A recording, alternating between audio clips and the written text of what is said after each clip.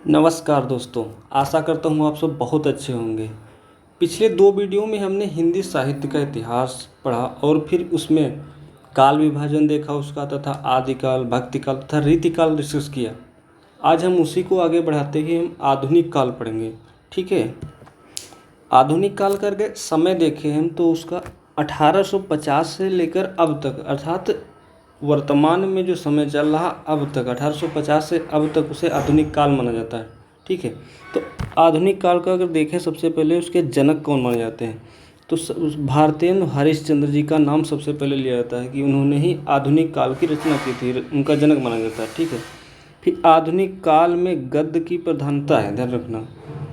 इसी को देखते हुए आचार्य रामचंद्र शुक्ल जी ने इसे गद्य काल नाम दिया। ठीक है, आधुनिक काल को 2 भागों में बांटा गया है। कौन कौन से? आधुनिक काल पद्य और आधुनिक काल गद्य। तो आगे हम देखते हैं। अच्छा, आधुनिक काल में जितने सशक्त गद्य की रचना हुई उतने ही सशक्त पद्य की भी रचना हुई।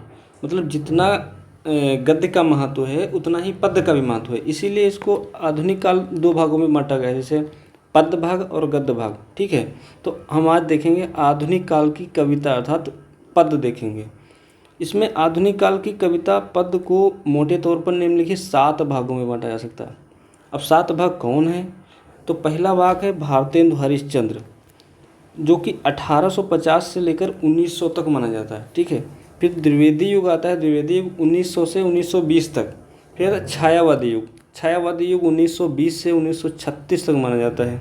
और आगे हम देखते हैं, चौथा पॉइंट है हमारा प्रगतिवादी युग। प्रगतिवादी युग का अगर समय देखते हैं 1936 से 1943 ईस्वी तक माना जाता है। ठीक है, फिर प्रयोगवादी युग जो है 1943 से 1953 तक माना जाता है। फिर आता है नई कविता। नई कविता का काल 1953 से 1965 तक है।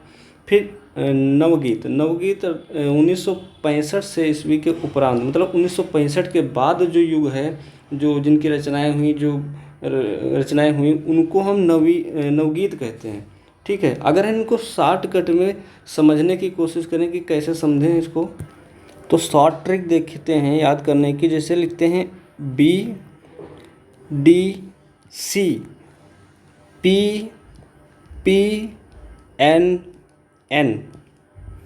अभी दोस्तों कैसे याद रखेंगे? पहले बी से क्या हुआ? बी से हुआ भारतेंदु युग, भारतेंदु युग हो गया। डी से हो गया द्विवेदी युग, डी से द्विवेदी युग हो गया। सी से हो गया छायावादी युग, और पी से हो गया प्रगतिवादी युग, और दूसरे पी से हो गया प्रयोगवादी, और एन से हो गया नई कविता, एन से नई कविता, और ये दूसरे वाले एन से हो गया नवगीत। तो हम BDC PPN इस नाम से जान सकते हैं। भारतेंदु युग, द्विवेदी युग, छायावादी युग, प्रगतिवादी युग, प्रयोगवादी युग, नई कविता, नवगीत। तो एक बेहतरीन शॉर्ट ट्रिक है, इससे हम इन सभी को याद रख सकते हैं। ठीक है, तो आगे हम पढ़ते हैं। तो दोस्तों सबसे पहले हम भारतेंदु युग पढ़ते हैं। अब भारतेंदु युग के प्रमुख कवि और उनकी रचनाएं देखते हैं। सबसे पहले भारतेंदु हरिश्चंद्र जी। अब उनका काल अभी बताया था 1850 से 1885 तक है। अब उनकी जैसे कृतियाँ देखते हैं, रचनाएं, जैसे प्रेम मालिका, प्रेम सरोवर, गीत गोविंद, वर्षा विनोद, विनय प्रेम पचासा। ठीक है, अब दूसरे आगे देखते हैं। दूसरे हैं बद्री नारायण चौधरी, या उनका उपनाम भी कह सकते हैं, टाइटल नेम प्रेम घन। ठीक है, अब इनका काल देखते हैं 1855 से 1938 ईस्वी तक माना जाता है। इनकी अगर रचनाएं देखते हैं, जैसे जीर्ण जनपद, दूसरी है आनंद अरुणोदय, तीसरी मयंक महिमा, लालित्य लहरी, वर्षा बिंदु। ये महत्वपूर्ण इनकी रचनाएं हैं। ये हमारे कौन है? ये बद्री नारायण चौधरी हैं, इनकी फ़ोटो है। ठीक है, अब आते हैं प्रताप नारायण मिश्र। ये तो बहुत फेमस हैं, अब इनको तो जानते होंगे। इनका काल लिखते हैं 1856 से 1894। इनकी अगर रचनाएं देखते हैं, प्रेम पुष्पावली, मन की लहर, लोकोत्ति शतक, श्रृंगार विलास, इनकी रचनाएं हैं। और हम चौथे कवि देख जगमोहन सिंह। जगमोहन सिंह का अगर काल देखते हैं 1857 से 1899 तक ईस्वी तक, इनकी अगर रचना देखते हैं प्रेम संपत्ति लता है, श्याम मलता है, तीसरी है श्याम मासरोरनी, ठीक है, देवयानी देवयानी। अब पांचवें लेखक हैं अंबिका दत्त व्यास। अंबिका दत्त व्यास 1858 से 1900 ईस्वी तक इनका काल माना जाता है। इनकी रचना है पावस पचासा, हो होरी, बिहारी विहार, ठीक है। अब देखते राधा कृष्ण दास, उनके 1865 से 1907 तक इनका काल माना जाता है। अब इनकी अगर रचनाएं देखते हैं जैसे भारत 12 मासा, देश दशा, रहीम के दोहों पर कुंडलियाँ, ठीक है। आगे देख, सातवें लेखक हैं राधाचरण गोस्वामी। इनकी रचना है नव भक्तमाल। अब कुछ पॉइंट देखते हैं, जैसे भारतेंद्र युग आधुनिक काल का प्रवेश द्वार कहा जाता है। तो आधुनिक काल का अगर बेस आधार देखते हैं तो भारतेंद्र युग ही है, ठीक है। ठीक, कविता रीतकालीन विषयों को छोड़कर नए विषयों पर होने लगी। कविता की भाषा जो है ब्रज भाषा ही रहे, ठीक है। भारतेंद्र जी ने कविवचन सुधा, हरिश्चंद्र, चंद्रिका, बालबोधनी पत्रिकाओं का संपादन किया। इन पत्रिकाओं के अतिरिक्त अगर हम अन्य पत्रिकाएं देखें तो पत्रिका का नाम देखें हिंदी प्रदीप, ये बहुत ही फेमस, कई बार एग्जाम पूछी गई। हिंदी प्रदीप, इसका प्रकाशन वर्ष देखते हैं तो 1877 से प्रकाशित हो रही। इसका स्थान कहाँ, इलाहाबाद से प्रकाशित होती है। और संपादक का नाम अगर देखते हैं बालकृष्ण भट्ट जी थे, ठीक है, बालकृष्ण भट्ट ये हैं। और एक ब्राह्मण नामक पत्रिका है, ये कहाँ, ये 1883 से प्रकाशित होती, कहाँ से, कानपुर से, ब्राह्मण नामक पत्रिका। ये प्रताप नारायण मिश्र द्वारा प्रकाशित होती है, बहुत ही फेमस है। एक प्रजा हितैषी नामक पत्रिका, ये आगरा से प्रकाशित होती है। और इस संपादक कौन थे, राजा लक्ष्मण सिंह। अब दोस्तों हम भारतेंद्र युग पढ़ चुके हैं, अब आगे पढ़ते हैं द्विवेदी युग। द्विवेदी युग को अगर देखें,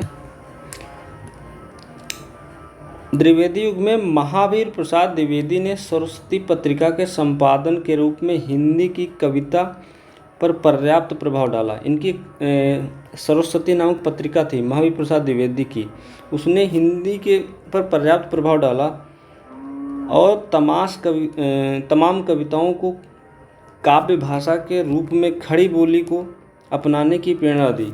अच्छा, प्रिय प्रवास, ये बहुत ही फेमस एक ग्रंथ है जो हरिऔध अर्थात अयोध्या सिंह उपाध्याय का है।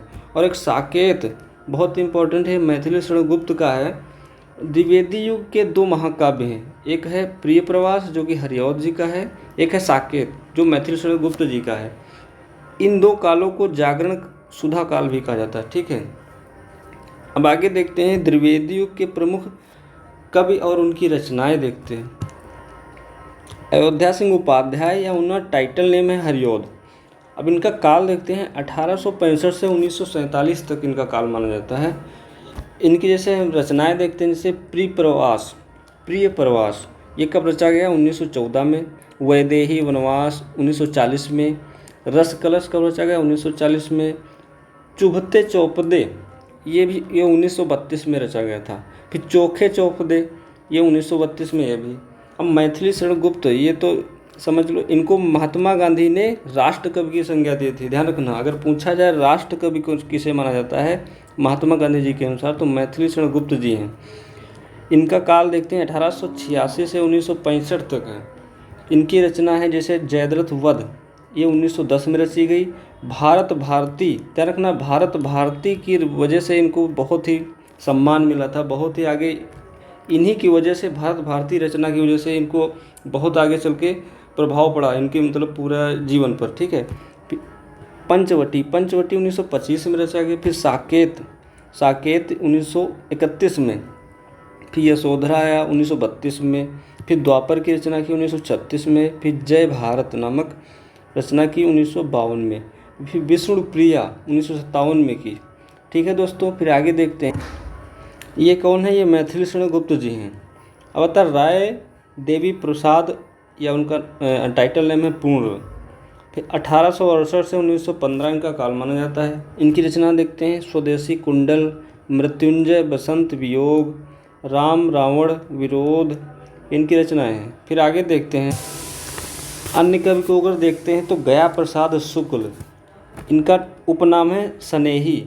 ये 1883 से 1972 तक ये इन्होंने रचना की।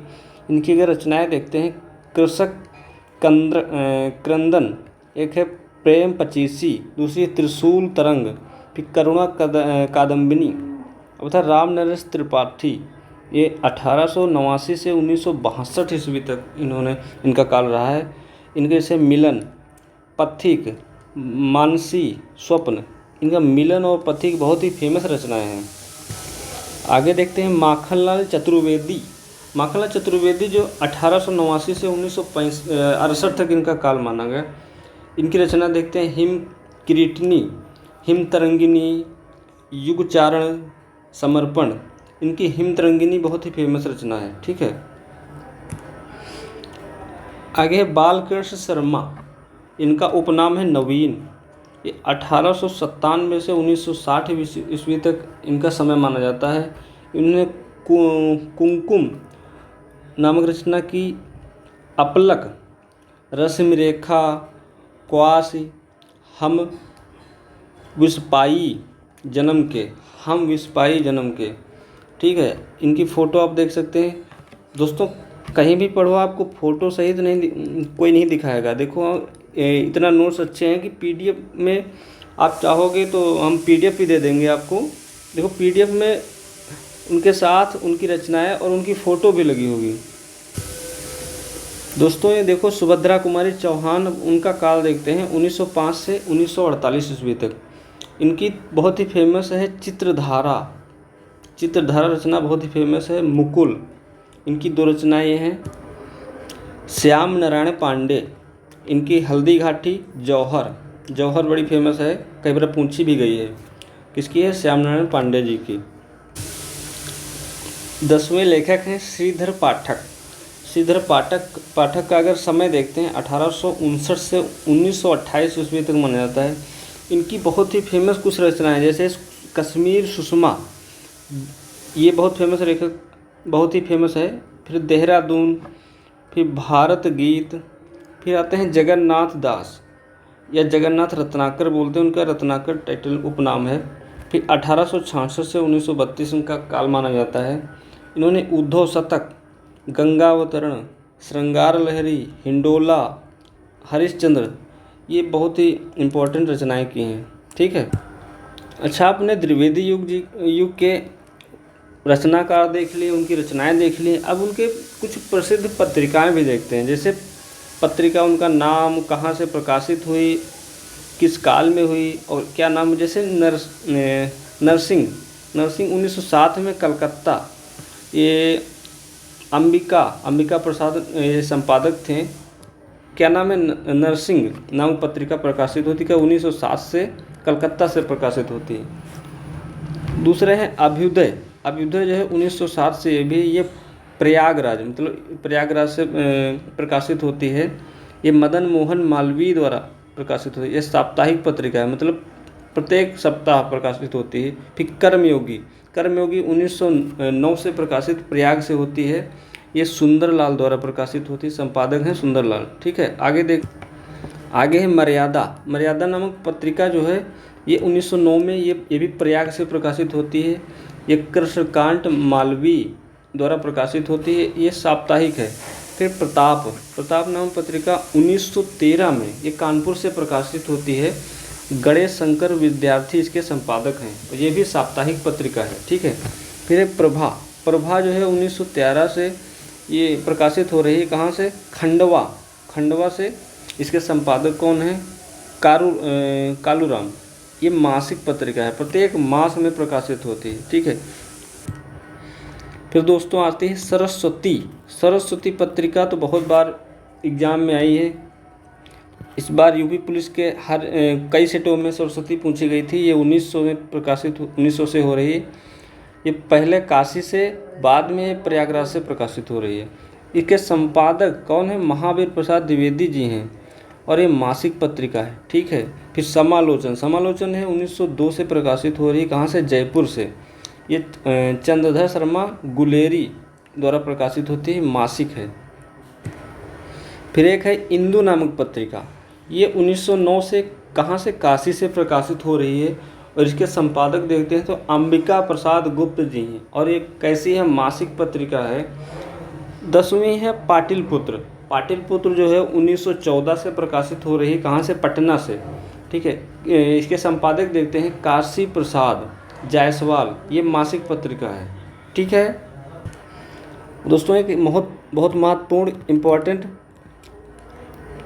पॉइंट है, मतलब हिंदी का पहला समाचार पत्र कौन था, पूछा जाता है हिंदी का पहला समाचार पत्र कौन था, तो यह है उदंड मार्तंड, जो कि 1826 से प्रकाशित होता है। कहाँ से, कलकत्ता से प्रकाशित होता है।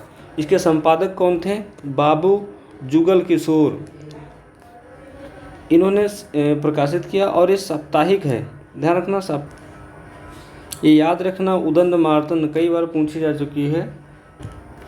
तो आगे देखते हैं दोस्तों, द्विवेदी युगीन कुछ प्रवृत्तियाँ, इसमें कौन कौन सी प्रवृत्तियाँ समाहित हैं, जैसे राष्ट्रीयता, इत्तुरतात्मकता है, नैतिकता एवं आदर्शवाद है, प्रकृत चित्रण दिखता है, सामाजिक समस्याओं का चित्रण भी दिखता है, ठीक है। काव्य रूपों की विविधता है। और इसमें महत्वपूर्ण पॉइंट है, खड़ी बोली को काव्य भाषा के रूप में अपनाया गया है, मतलब खड़ी बोली यहाँ पे काव्य के रूप में अपनाई गई है। और विविध छंद